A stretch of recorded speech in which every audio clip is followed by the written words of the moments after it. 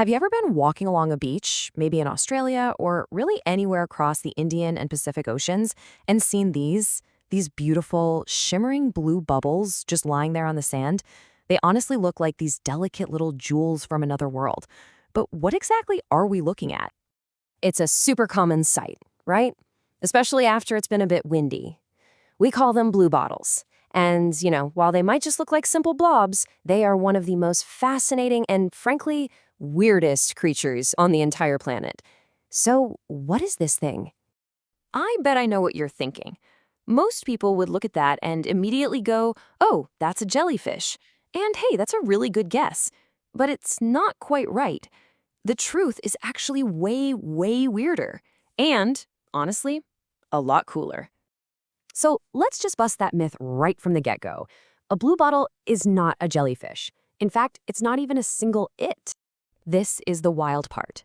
A bluebottle isn't one individual animal. Nope, it's a colony, a floating society made up of lots of different, highly specialized little organisms, all physically fused together, all acting as one. It's a true superorganism.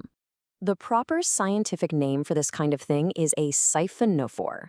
Each of those individual organisms in the colony is called a zooid. And the best way to wrap your head around it is to imagine if your arms, your legs, and your stomach were all totally separate creatures that decided to team up and literally fuse together to survive. That's pretty much a bluebottle. Okay, so if it's a team, who are the players? Let's meet the crew that makes up this incredible floating colony.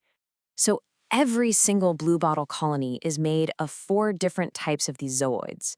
Each one has a very, very specific job to do, and they're all physically connected. They completely rely on each other to live. So this team has 4 key players. You've got the pneumatophore, that's the captain. It's the gas-filled float on top that catches the wind and acts like a sail. Then you've got the dactylozoids. Those are the hunters and the guards, the long, stinging tentacles that catch food. The gastrozoids, they're the kitchen crew, basically the colony's shared stomach.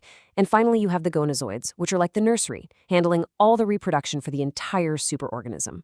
All right, let's head out into the open ocean and see how this amazing team actually survives out there. I mean, they can't swim, so they're completely at the mercy of the wind and the currents. And get this, they almost never travel alone. When you see thousands of them floating together, sometimes covering the surface of the ocean, it's called an armada. I mean, how perfect is that name for such an impressive and imposing sight? And these armadas have this incredibly clever survival trick built right in. See, each bluebottle is either left-handed or right-handed, which just means its sail is angled a little bit to one side. So when the wind blows, it pushes the two types in slightly different directions. It's a genius way to split the fleet, making sure that one single strong wind can't just wash the entire population onto the exact same beach. Now, as you can probably imagine, a creature with a bunch of venomous tentacles doesn't have a whole lot of enemies. But it does have a few, and one of them is a particularly fascinating predator. Their main predators are animals like sea turtles and the huge ocean sunfish.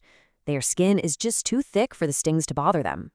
But there's another creature out there that has a much more interesting relationship with the bluebottle. Meet the blue sea dragon. This tiny sea slug is completely immune to the bluebottle's venom. It actually eats the tentacles and then stores the most powerful stinging cells inside its own body. And then it uses that stolen venom for its own defense. It is the ultimate act of biological theft. How cool is that? Okay, so if they live way out in the open ocean, why do we see so many of them on our beaches? Let's look at how they end up on the sand. Well, because bluebottles are basically tiny sailors, they go wherever the wind takes them. So when you get strong, persistent onshore winds blowing for a while, entire armadas can get pushed onto the coastline, stranding them in what one expert called gobsmacking numbers. And this brings us to a really, really crucial safety message. Just because a bluebottle is washed up on the sand and looks kind of like a sad, deflated balloon, it does not mean it's harmless. The stinging cells on those tentacles can stay active for hours, sometimes even days, after the colony has died.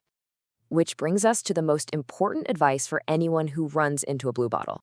So, what should you actually do if you or someone you're with gets stung? A sting causes this immediate, sharp pain, and it leaves a really distinctive line of red welts on the skin.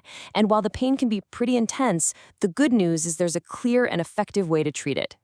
Okay, so according to the Australian Resuscitation Council, there are a few key steps. First, get the person out of the water and rinse the sting really well with seawater. Then, carefully pick off any tentacles that are still stuck to the skin. Now, the most important step for pain relief is to put the area in hot water, as hot as the person can stand without getting burned, for about 20 minutes. If you can't get hot water, a cold pack can also help. And two huge don'ts. Do not rub the area and do not use vinegar. That's for different kinds of jellyfish, and it can actually make a bluebottle sting even worse. In the end, the bluebottle is just a perfect little paradox. As the jellyfish expert Dr. Lisa Ann Gershwin puts it, it's nature showing off with a brightly colored frilly dress, but also, don't touch. So next time you see that little flash of blue on the sand, you'll know you're not just looking at one creature, but a complex, beautiful, and dangerous team of survivors. Makes you wonder, what other incredible teams might be hiding right under our noses